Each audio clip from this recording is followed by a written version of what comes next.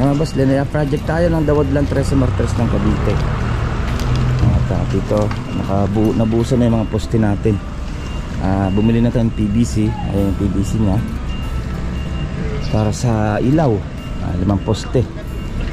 Okay, ito isang patong lang muna tayo dito. Ito sa garahe nito, isang patong lang din yan. Binuhusan natin ng may binyan, meron yung paikot. Din to meron din dahil tumama itong isang poste sa septic tank, kaya pinalagyan ko na lang ng beam. Kaya boss, check na natin itong Calamba Park Place natin ng Lanaya project. Ito, nabuhusan na yung poste niya dito at pinapalitadahan na. Electrical natin, ayun na. Tapos to, 2 room din, ayun, gagawin nilang parang salas lang yung kabilang niya.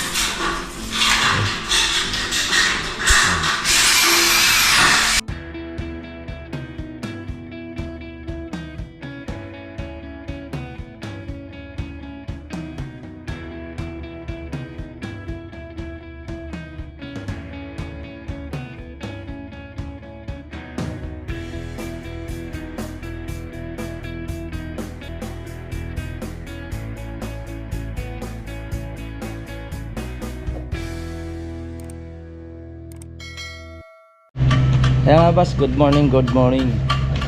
Dawadlan 13 Martires ng Cavite natin. Konting pasilip tayo sa ating project na Lanaya. Pensa tayo dito para sa front, para sa pagkakabitan natin ng gate. Check natin nga boss. Kaya nga boss, Lanaya project tayo ng Dawadlan 13 Martires ng Cavite. At dito nabuusan na yung mga poste natin. Bumili na tayo ng PVC. Ayan yung PVC nya para sa ilaw. 5 poste. Okay, ito isang patong lang muna tayo dito. Ito sa garahe nito, isang patong lang din yan. Binuhusan natin ng may binyan, meron yung paikot. Din to meron din dahil tumama itong isang poste sa septic tank, kaya pinalagyan ko na lang ng beam. May beam na tayo dyan. Itong isang wall, diretso lang to, taas. And then ito naman yung sa trans ng gate nya ng tao. Ito mababa lang naman to, grills lang tayo. Ayan, ano naman tayo, puro sentada na lang. May nakuhugot kayong bakal, ay meron sa taas na. Yan, importante yung sa taas kasi yun yung poste nya natutumba. Ay, sa tagalan lumalabas ang crack.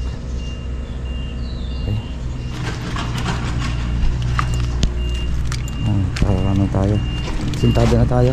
Ayun, nabagsakan na natin sila ng mga materialis. Yan, nakagamit muna tayo sa kabilang unit dahil may space lang naman talaga. Puro putik, kaya nang umuulan na kaya puro putik. Kaya ang S1 ang pinadeliver natin. So sentada sila.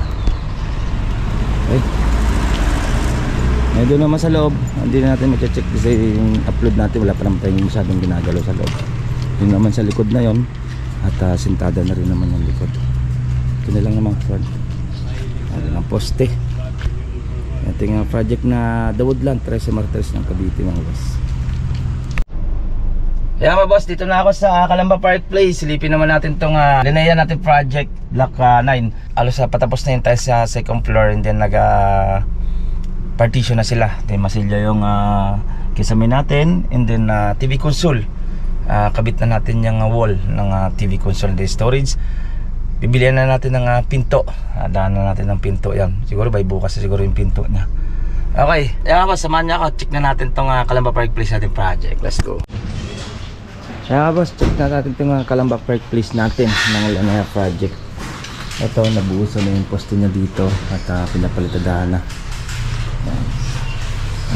Electrical natin, ayun na, mga outlet. Okay, kapalitagan na siya.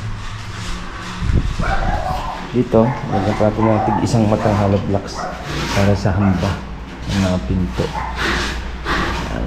Tapos na yun dyan. TV console, napostehan natin 2 gilid.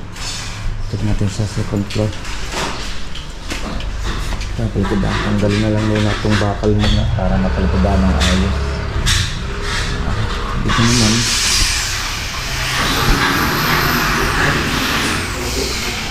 Partition na rin sila dito. Wala. Partition. Ito yung sa partition.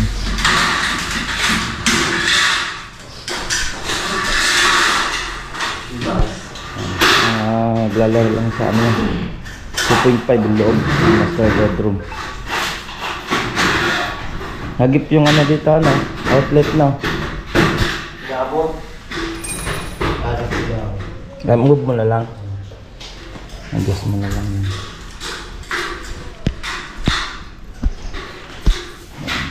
Tapos magdagdag tayo mga outlet.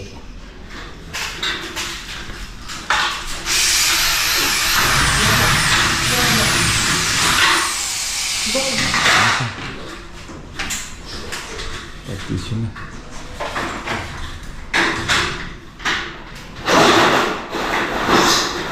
Tapos masingle lang naman yan ang ating mga group.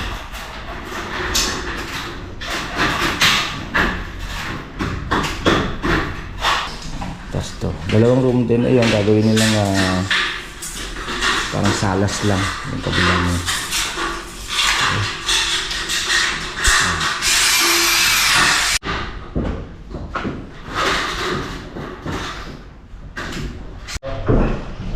Kaya nga ba, siya natin nga konting pasilip dito sa Calaba Park Place ng Linaya project natin, partition na tayo.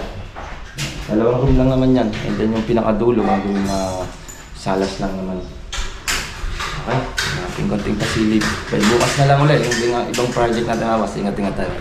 Ito pong J. Uragon Vlog, napakaganda po ng channel na ito, no? Tungkol po ito sa construction. Actual construction po ang channel na ito, no? Pag pinanood nyo po ito, panalo po kayo sa channel na ito. Napakaganda po ng mga video niya. Lalo na pong magaganda, no, yung mga iba't ibang design niya. Kakaiba po yung mga iba't ibang design niya sa mga kisame. Subukan nyo pong panoorin J. Uragon Vlog na ito. Matutuwa po kayo pag pinanood nyo po yung mga video niya. Maraming salamat po.